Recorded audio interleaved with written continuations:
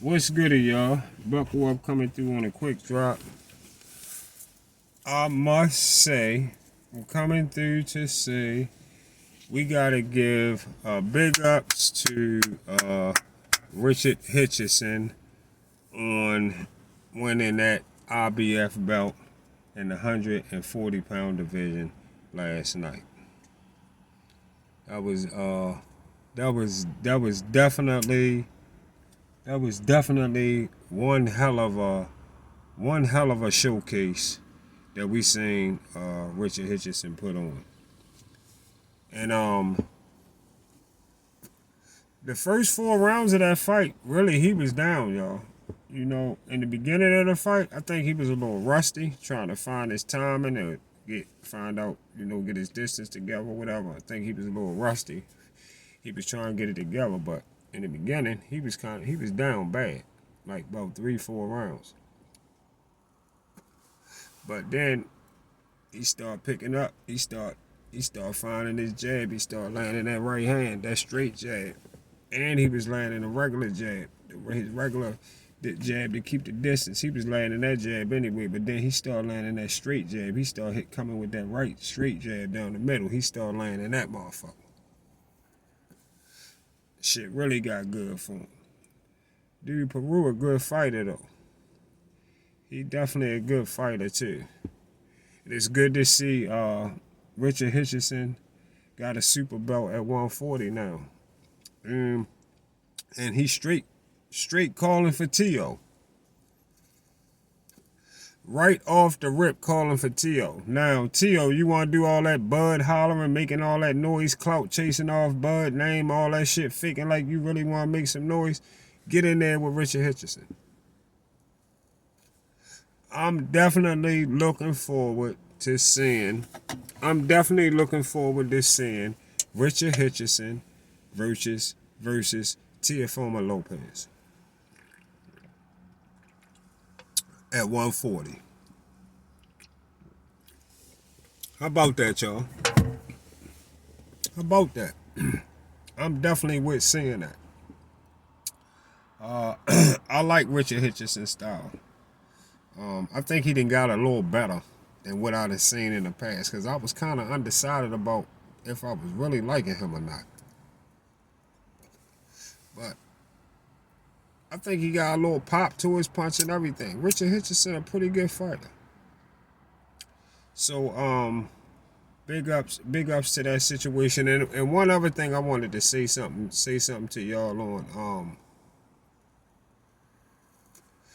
If you haven't had a chance to go watch the Tank Davis documentary, Gervonta Davis documentary, if y'all haven't seen it, I can't think of the people that actually put that documentary together, but it's a Tank Davis documentary. It starts from him being a baby in Baltimore when he first started going in the gym with Calvin in a neighborhood where he was living at and where he come from.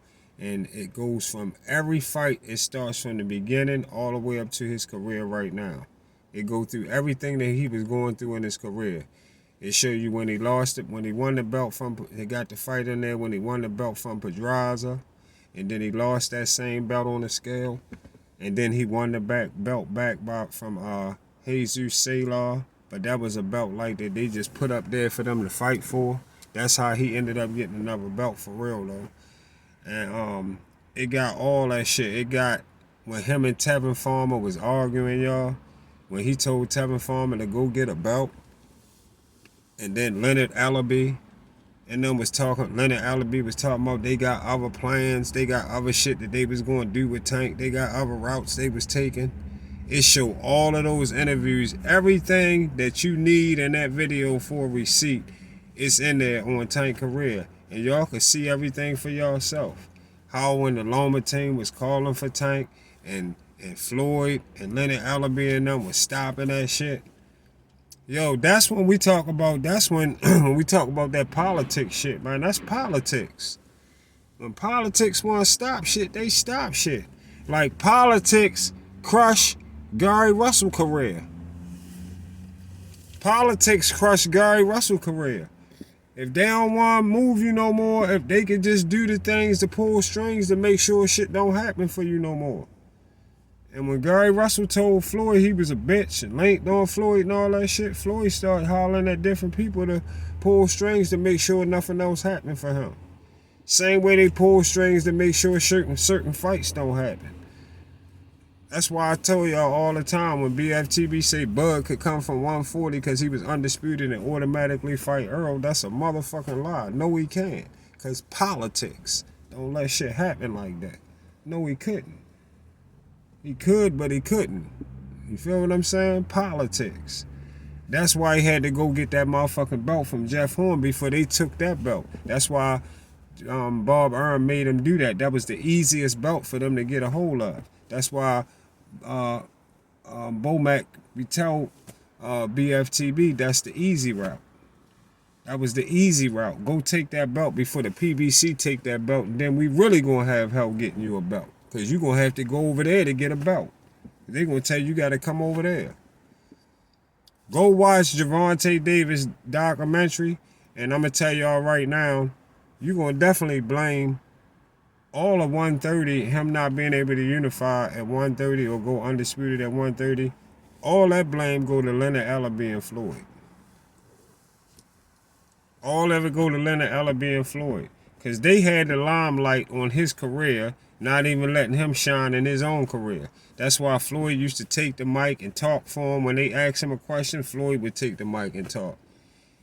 Because Floyd fucked his career up. Floyd the one that said Loma can wait 7 years. Loma need to rush fight right now. He trained Tank Mind to talk like that. Floyd did all of that to Tank.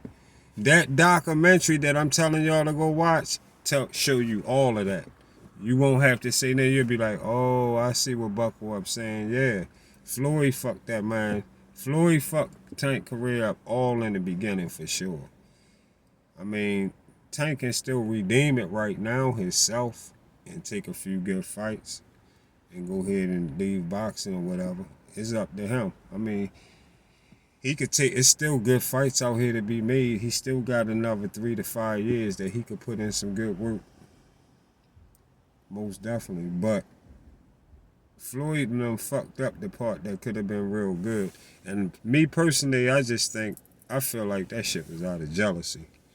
I just feel like Floyd ain't let him go undisputed because he was never undisputed. That's just my personal opinion, though. I don't know y'all. But that's just how I feel.